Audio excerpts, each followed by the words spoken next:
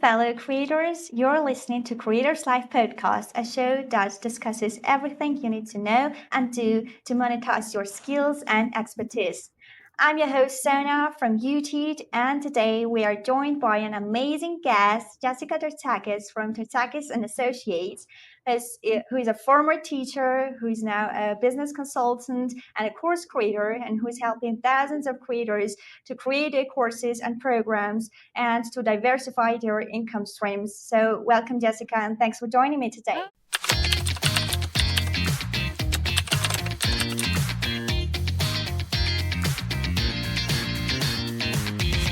Oh, hello. Thank you so much for having me. So, yeah, today we are going to discuss a very important topic, which is how can one enter the course creation industry? How can one become a course creator? What one should do and should avoid doing to be successful in this industry? So, yeah, make sure to stick to the end to find answers to all of these questions. And now, beginning with my first question is, I would like to discuss what exactly does a solo course creator do? Because I've heard people thinking that all you do is just like to prepare content because you're not a teacher, right? You're a course creator. And I like to know what gets into the scope of work of a course creator because it's not just about the content of your course. No, I think, and I'm answering this from two perspectives. One, as someone who builds courses for entrepreneurs, and someone who builds courses for my own business. So I have those two perspectives on because I know a lot of Yeah. people get into course creation just to create their own course for their business, not necessarily to do it for other people. And I think the biggest thing is, a lot of people think it's just about building modules. I'm going to go and build my modules and I'm going to be good to go. I've got really great content. But some of the other things that you want to start thinking about are how are you going to, from the beginning, how are you going to release this to your community? So you really have to think strategically about how can I position this? How can I talk about this? How can I start letting my audience know about this before I even release it? So you want to be thinking about that strategy piece of the launch as you are building your content. And then I think the other piece that you want to think about is once you're delivering it, it's not just about the person going through and taking modules 1 through 5 and then they're good to go. You always want to be thinking as a teacher and as a deliverer of great content, how can I use this as a stepping stone to bring someone into my universe, give them some really great content, solve a top of mind problem, and then invite them into the next program that I have, course that I have, experience that I have. And so I always encourage people who are getting into the course creation space, don't just think of this course as like a one and done thing. You really want to be thinking about holistically, how does this fit within your overall business and how can you create a really great client journey? And how can you, from a marketing and launching standpoint, really think about using this and talking about it while you're creating it. So it's not just about the modules. Oh yeah, as a course creator, you're kind of in the middle of being a teacher and being a marketer. So you've mentioned some of the responsibilities, like the main duties of the course creator. I'd like you to know which of them was the most challenging part for you when you were just starting to put your courses together. For example, it was the filming part of your courses, if they were recorded courses, or it was the marketing. Which part was the most challenging for you? I think for me, because I have a teaching background, the actual putting the content together piece was not very difficult at all. I taught high schoolers, so I was pretty comfortable with sitting in front of a camera and explaining how to teach something. I think for me, which I think is true of a lot of people who get into the course creation space, it is the launching of it. Now, what's interesting is I think a lot of people say that they have difficulty putting the content together, and there's lots of reasons for that. I think one of the biggest ones is it's fun to think forever about what my course idea is, what my worksheets are going to be, what my modules are going to be. Do I have an acronym for my process? And we get really tied up in the creating of the content because it's fun, because it's easy, and also I think to some extent because it's safe. So I think a lot of course creators forget that you are a marketer for your business first and foremost, and that piece cannot be overlooked. And that was a huge struggle for me in the beginning because I'm an academic by training. And so the whole idea of marketing and launching and getting this into the hands of people felt very, very challenging. And there's so many different ways that you can do it.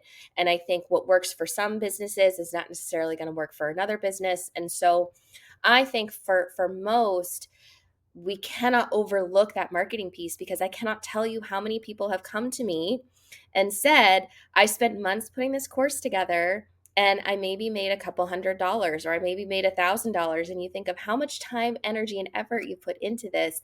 This is supposed to help create time freedom in your business. And yet you spent all this time putting this thing together that's not really yielding any revenue. So you cannot, I always say to clients that I'm working with, it's a yes and. Yes, I can work on my content and my modules, and I can also work on other pieces like marketing and staying in front of my audience and building that community, so that when I have the course ready to go, there are people who are excited and willing to say yes to working with me in this course.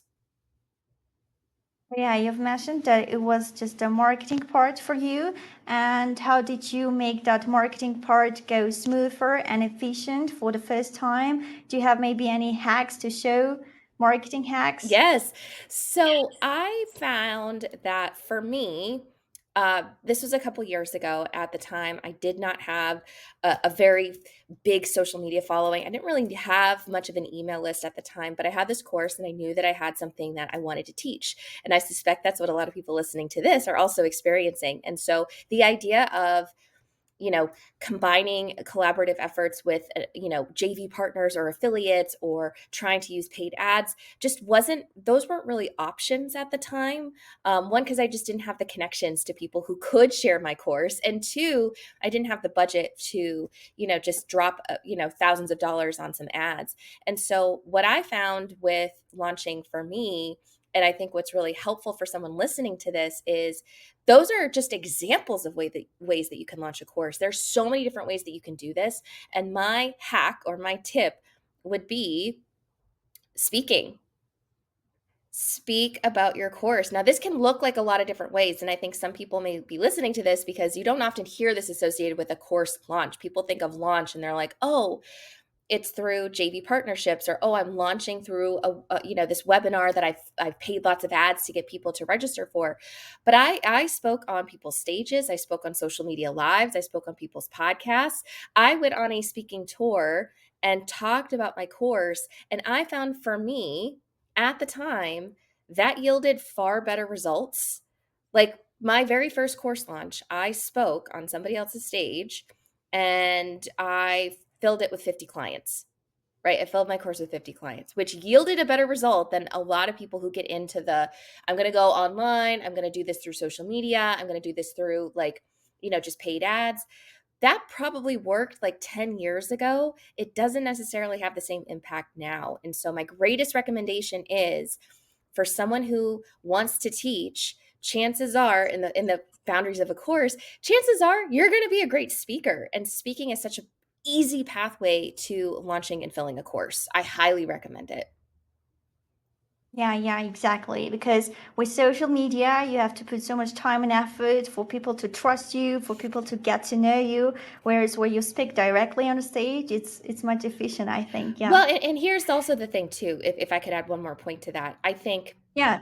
you know, pre-COVID, people, this whole idea of courses was such a new thing for a lot of people that they would say yes to buying just about any course that they found. You fast forward to now in 2024, our clients and customers have much higher expectations for what they're going to invest their money in. They've been through courses that have not been that great. And so they're a little bit more, I don't want to say shy, but they're more thoughtful and cautious with where they're spending their money and their time and who they're buying a course from. And so as a creator, you want to be thinking of how can I find the highest touch opportunities to get in front of my ideal client, tell them about my course, because your sales are just going to be so much easier. Yeah, exactly. And another thing that I think is challenging besides the marketing part is the selling part itself, Hmm. because I know a lot of people are very shy to sell. They are intimidated by the selling part because subconsciously we have this wrong connotation that selling something is trying to convince people to buy what you sell, and it's not like that. So how do you recommend that we get all of these ideas, crazy ideas out of mind, and overcome this feeling of feeling guilty or feeling anxious for selling something that might bring a value to someone? Yeah, this is such a good question, and what I encourage clients to think about is this. There was a reason, if you fast forward to that very beginning when you had this course idea and you're like, I really want to launch this course. You in your heart of hearts, like deep down, you believe that you have a problem that you can solve for somebody. And I encourage clients like go back, hold on to that excitement and that desire to help people because you know that within this course there's something that you can help solve for somebody. Now, if you think about it this way, the other thing that I encourage clients to think about is think about the last purchase that you made, whether it was a course or not, right? There's lots of Yeah. courses, lots of things that we as business owners can invest in. And I want you to think about how you felt when you found the person who was hosting this course, hosting this program, hosting whatever solution you bought, and the sense of relief that you got when you found this course, program, solution, whatever. Most people, when I frame that question for them, they're like, oh my gosh, I was so excited that I found this. I couldn't believe I was waiting for somebody. Like, this is such a big problem. I can't wait to solve this. When you think about it from that perspective, all of a sudden, your course feels less like I'm going to twist somebody's arm to say yes to buying this, or I'm just trying to convince Yes. people, to give me their money, or I'm trying to take their money. And you think instead, I am here to help somebody and somebody is looking for this. And when I can hold on to that first glimmer of excitement that I had when this course idea came to my mind, and when I can remind myself that when I have said yes to buying from other people and investing in other people, like what that feeling felt like for me, that usually shifts people out of that feeling of like this is icky and no one's going to want to buy this and I'm just trying to pull people's arms into this course. And ultimately, I go back to what I was saying earlier. Speaking really, like, for someone like me, I was a teacher. I had no experience in sales. And so the idea of like, oh my gosh, someone's going to pay me for this course idea. Um, when I got on stage and spoke and I saw how people were responding to how I was talking about the course, what was in the course, that validation was like, oh my gosh, I really got something here. And I do think, as you were saying earlier, it is so hard to try and do this in the online space purely through social media because you're not seeing anyone's reaction. You're not seeing how Yeah, people are responding exactly. to this, which makes it very difficult for you as a creator because you're like, wow, do people really want this? And am I just trying to get people to just give me their money? So it introduces a lot of unnecessary thoughts while getting in a more high touch experience with your ideal clients is going to really resolve all those. So yeah, what else one can do in order to, if one is not so naturally salesy, I'm not saying being pushy, but like having these sales skills, what can one do to brush up their sales skills? Maybe going and speak on stages like you mentioned before. Yeah, I think a lot of it is, uh, I'm going to headline this by saying, do not, as you're listening to this, do not roll your eyes at me when I say this because it works. This stuff works. I think for people who feel like they're being pushy or icky with sales, I find that the old school ways of connecting with people work. So this includes networking. Now, I'm not talking about going to like an in-person networking event. It could be that, but you have a list of connections. These are business friends of yours. These are, other people that you've met through they could be clients, they could be referral partners. I find the easiest way is talk to them, tell them what you are doing. And alert them to that you're creating this solution and people need to get their hands on it, right? So rally the people that you have around you, because that excitement is going to help you understand, like, oh, people really like this idea and people are really needing this. And now I'm excited to go talk about it to somebody. You're going to hear from them questions that you can answer. So it's really going to give you some practical experience. Of course, I'm going to reiterate speaking, once again. But I really think that those kind of I call them high touch, meaning you're getting face to face with somebody and having a conversation. And I think for those who are, just feeling icky about sales, the more that you can just talk to people about it, the easier it's going to be. The dependency on, I'm going to post, something on my personal Facebook page, or I'm just going to send someone a DM, or I'm going to send someone an email, that is going to, I think, increase the hesitation around sales that you're probably experiencing. Oh yeah, the support from your relatives, like your network, is really gonna work. And besides like the main selling and marketing skills, I feel like there are a bunch of other skills one should get in order to be a successful creator. And I would like you to share if there are any soft skills and hard skills you really find important in this industry. So if you don't have the skills, you can say goodbye to course creation. Well, actually, can I can I add one more thought to that before I jump into those Yeah, skills? This exactly. just came to my mind. I think one of the things that was a huge game changer for me in positioning the courses that I was creating and also helping my clients position their courses in a sales capacity is create a mission around what you're doing. I think people often want to be part of something bigger than themselves. And so, what I mean is, instead of just saying that you have a course that's going to help you become a better speaker, right? And you just go and talk to people and you say, like, I've got a speaking course and I want to help, business owners become better speakers. Instead, what if you attached a mission to it and you said, I'm on a mission to help female entrepreneurs, share their message with the world, or gain the confidence to finally find their voice and share their message with the world. And so I'm looking for female entrepreneurs who are wanting to work with more clients. They're wanting to become more visible. They're wanting to share a message that they know is very deep inside. Who do you know that would be a fit for this? And when you share it and frame it as a mission, that makes it less salesy, I think, than just saying, like, hey, who do you know that would be a great fit for my course? So I Yeah. just wanted to add that in, because I think that is a huge shift in softening, I think, how someone is positioning their course. But I think as far as soft and hard skills, so I like this. So if you don't have these, like, say goodbye to course creation. I would say soft skills would definitely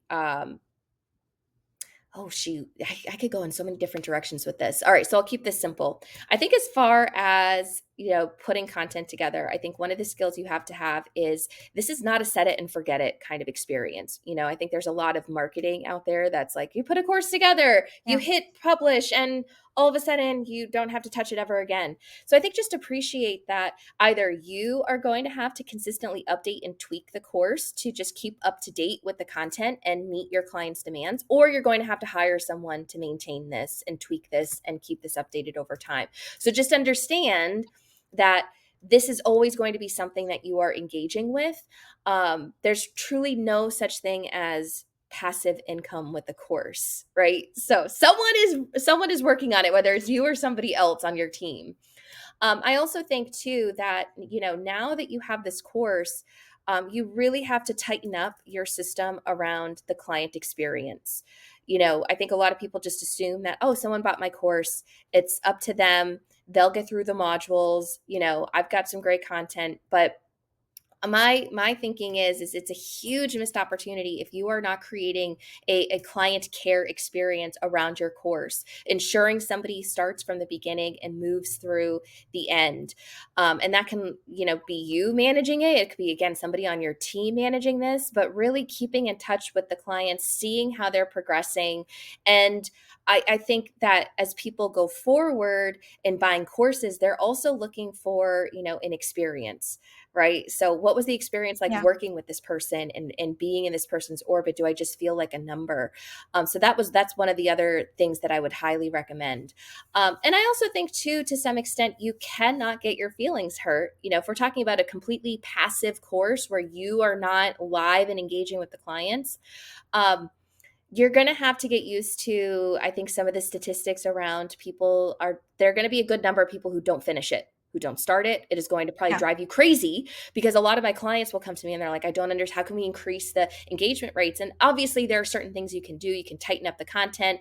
You can have, team members really facilitate an experience. You can create a community around your course, but you just have to understand that you will never get 100% engagement rate. It just does, it won't happen, right? So I think that Yeah. that's really difficult. And if that is something that is going to keep you up at night, and that is something that you are just going to like obsess over, course creation may not be the right offer for you.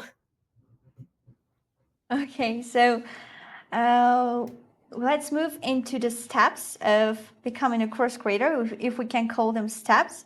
So let's say one decides that she's got the skills we just mentioned and she just want to try themselves in this industry. So there are first couple of steps that should be done. Is it like going right after the equipment, or doing your research, or doing the brainstorming, or where should one start?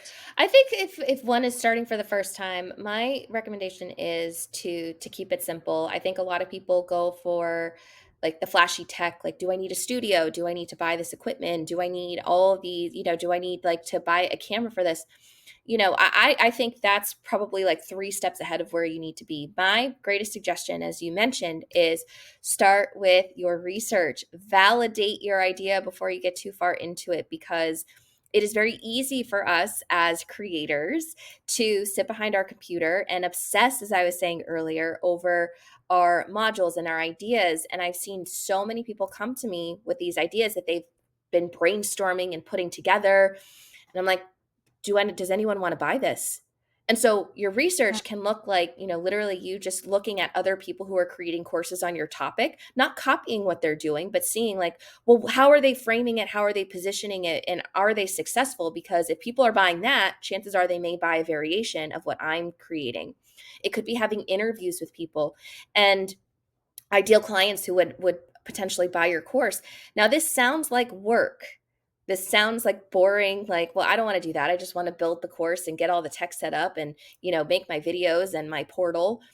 But this is going to save you so much effort and energy because you're going to hear directly from people what they want in a course. And this is going to steer how much time you end up spending in your modules, because the biggest mistake people make is they get too far into the modules and they're like, well, I don't know if is this something that they want, or I don't know what to create Yeah. here. And so the resistance, I've noticed a resistance to doing this market research piece because I think people get way too committed to their acronym, their signature process. And it's not about that. It's about the ideal client and what they want to learn from you.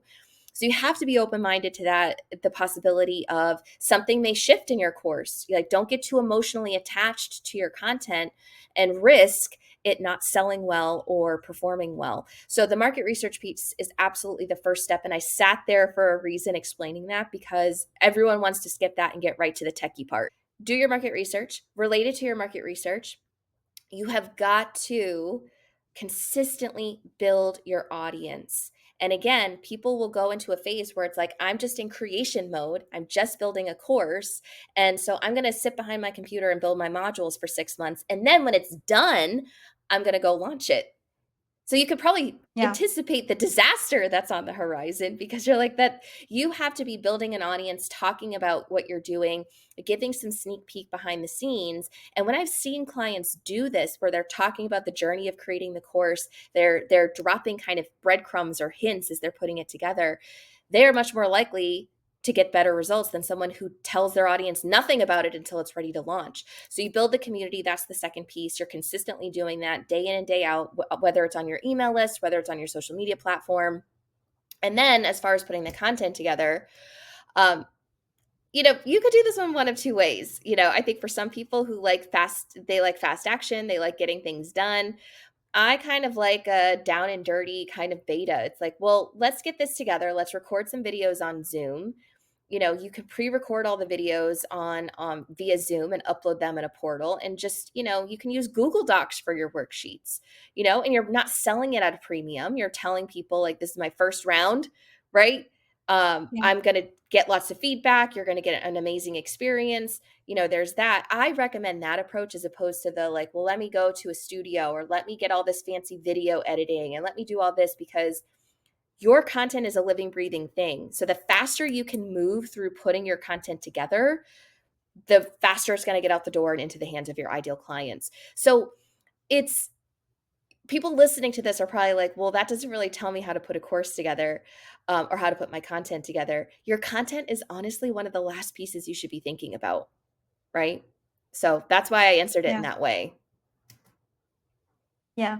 So we can tell like the most droning part is like the doing the research, doing the market research. And I know like it doesn't sound funny. It is not, it doesn't sound interesting at all, but it's like really the basis until you can move on to build your content.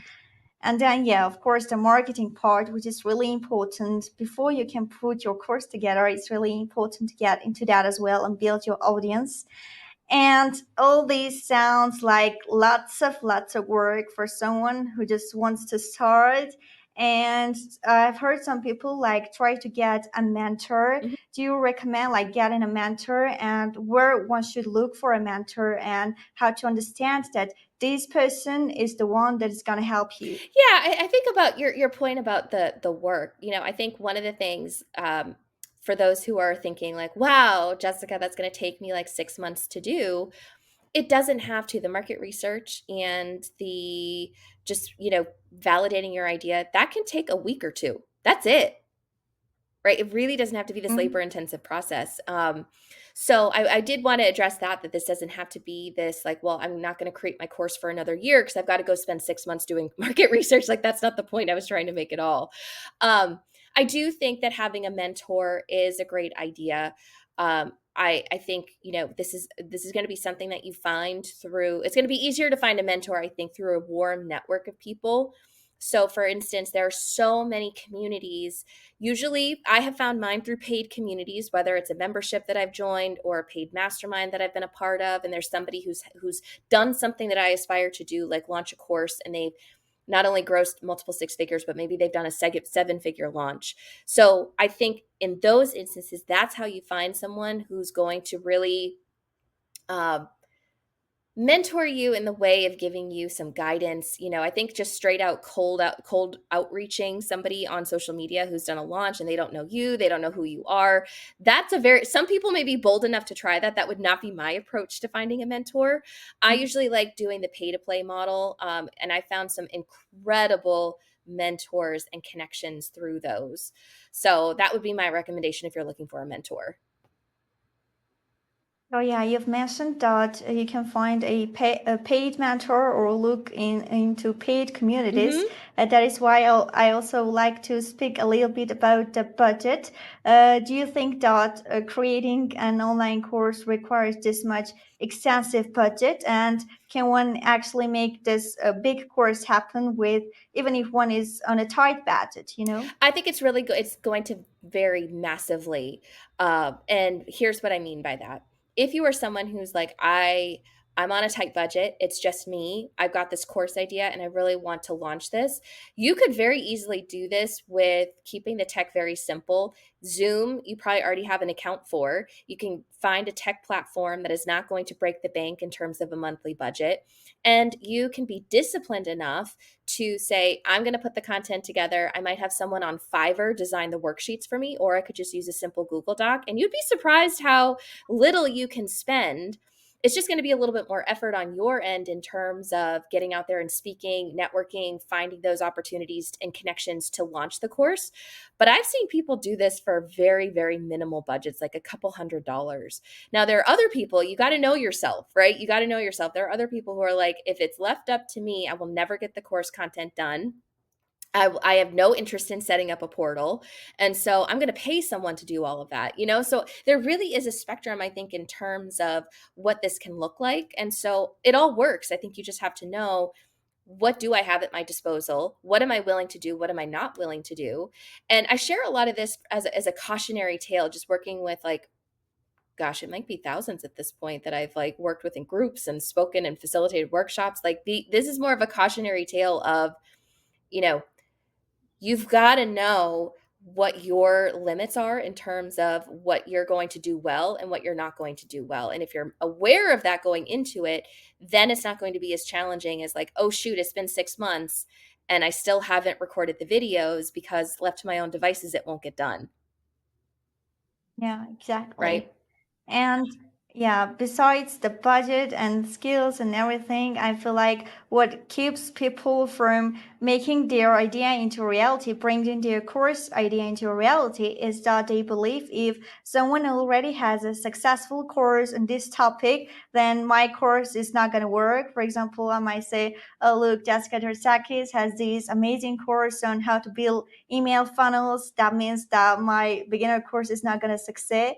So, what advice do you have for this kind of people who are I have afraid? such a great story for this. I told this story when I was speaking a few years ago, because a lot of people have talked themselves out of building courses for this very reason. Someone already did it. The idea is taken. No one will want to buy mine. To that, I say, um, there's a really great Whitney Houston song, I Will Always Love You. And most people know that that is a cover from Dolly Parton's version of I Will Always Love You. Yeah, Same song, same lyrics, two very different singers, right? Dolly yeah, Parton's version is very different from Whitney Houston's version, even though it's the same song and the same lyrics. And I share this with people because Whitney Houston, right now, I don't know the whole history around why she found this song, or I know it was part of a movie. Um, Her version is a reflective of her and her experience as a human being. It's not going to be exactly identical to Dolly Parton's, right? Two different women, two different lived experiences. The same thing is true for a course. So just because someone is teaching something on email funnels, right? I could be teaching it one way. You could have your own approach. And I've seen this time and time again behind the scenes of working with course creators, that they bring themselves into the course. And so I think people forget that that's what makes your course unique is most business principles are the same, right? If I had a course on like yeah, how to build an online course, right? Here's your course on how to build an online course.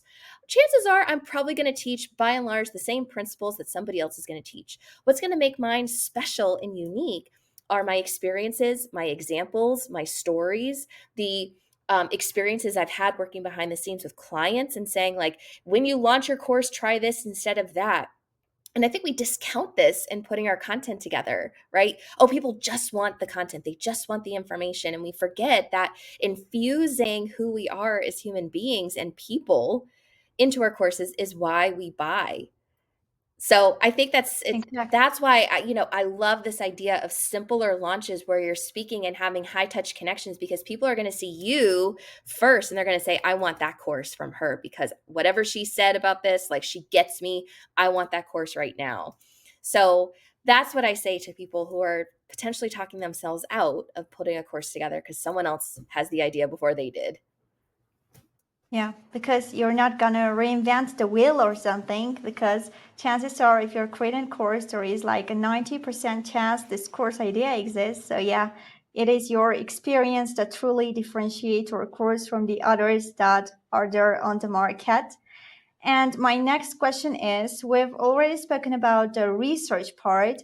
And my next question is about finding who your students are and what they really want. Can you please share some of the ways that you feel like my students would like to more content about this topic or about that topic? So how do you identify what they want?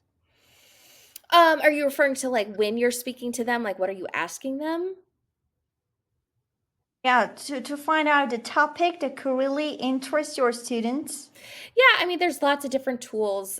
There are certain tech tools that you can invest in. I think it's Ask the People or something like that. I think you can see like what are people Googling around my topic. So I Yeah. think there's some simple like tech ways that you can kind of do some research around, like, well, when people are thinking about speaking or funnels, like what are they asking? What is it that they want? Doing kind of keyword research around that. That feels a little granular and techy, but if you're like, well, what exactly are people asking?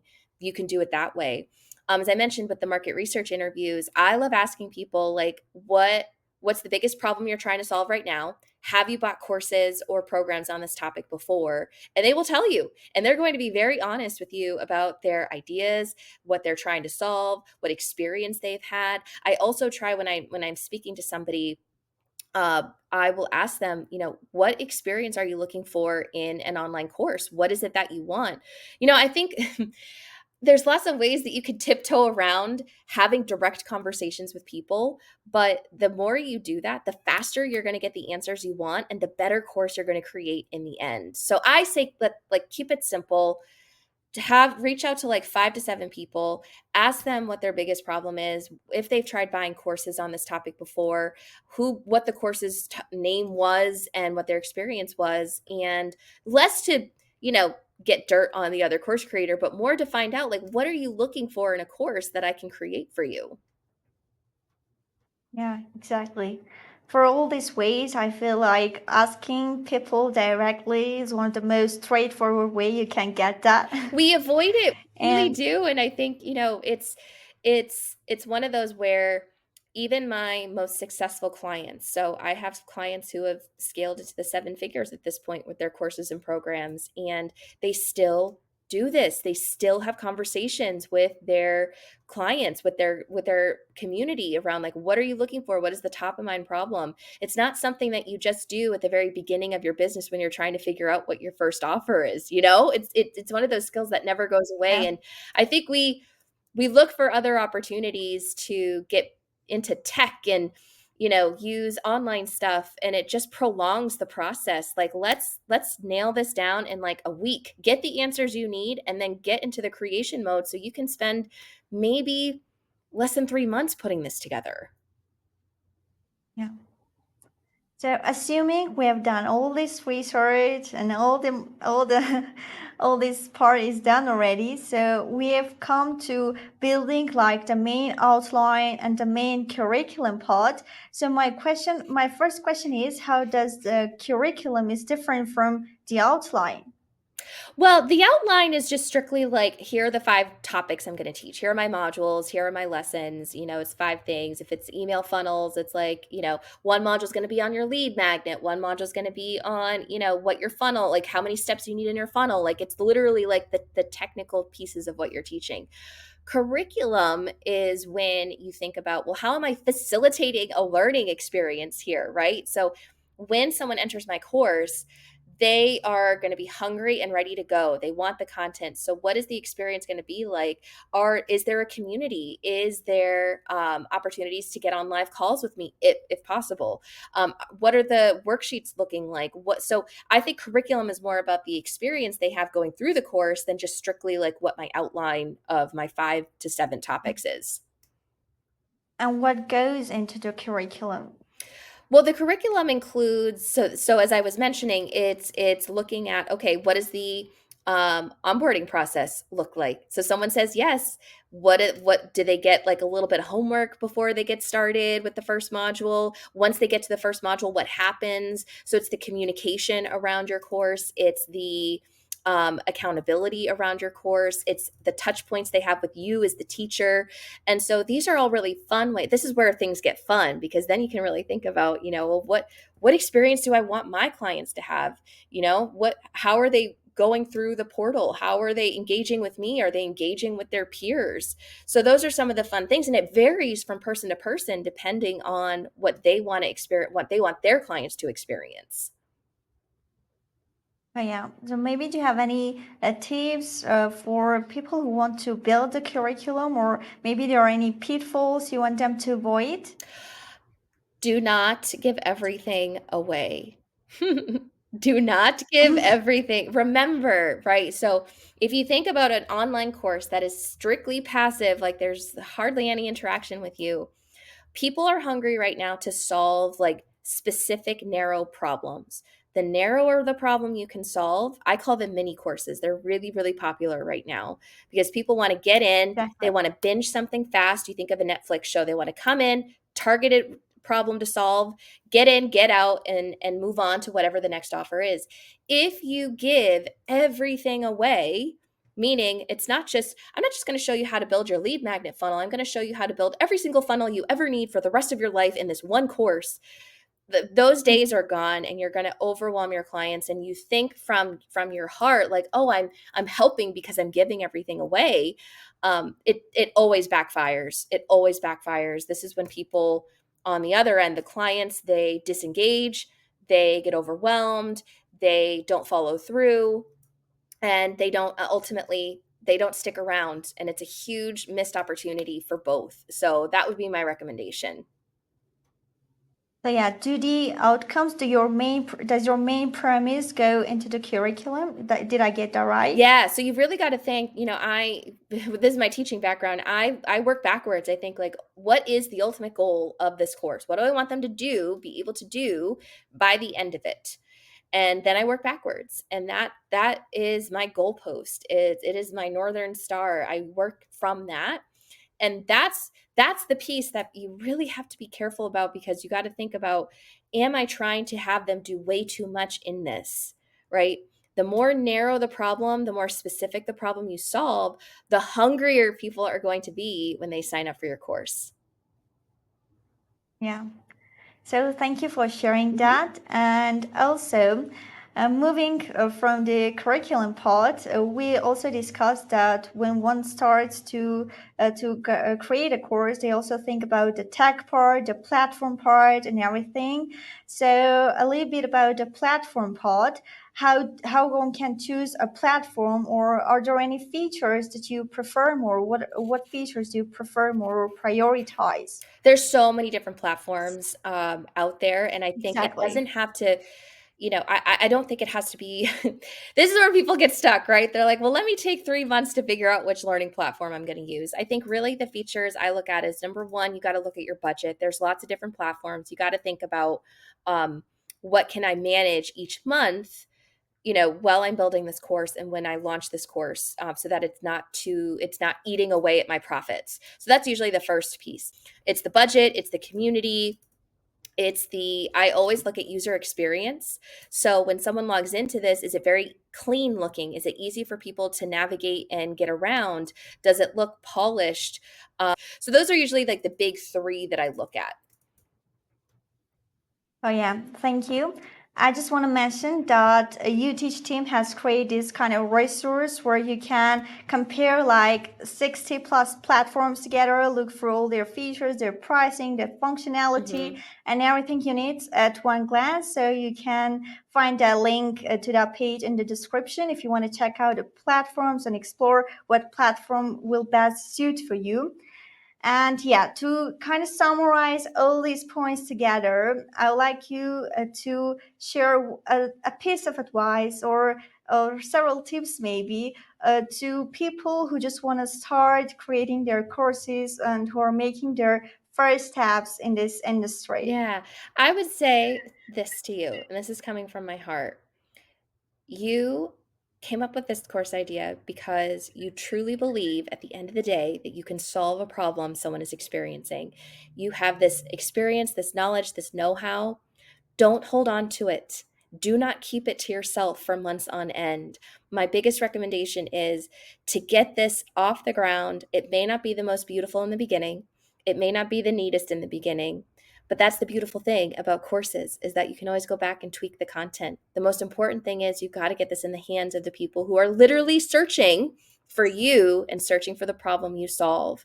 So, a more heartfelt piece of advice after working with thousands of course creators, right? I can give you technical know how all day long, but the more that you connect with that desire of, I have something that I know can solve a problem for someone, and you stick with that, the easier it's going to be to get this course off the ground and into the hands of people who need it.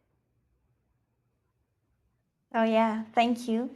And this was my last Hmm. question, actually, if we can call it a Sure. question. So, thank you everyone for listening, and thank you, Jessica, for joining me today.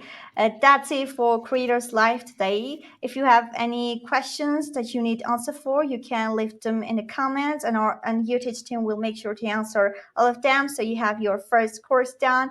And also, if you're looking for a platform to start your course, you can always take Uteach. The link to it will also be in the description part, so you can explore the functionality or even book a demo with our expert to see if that's the platform for you. So thank you everyone for listening, and we'll see you in the next episode of Creators Live.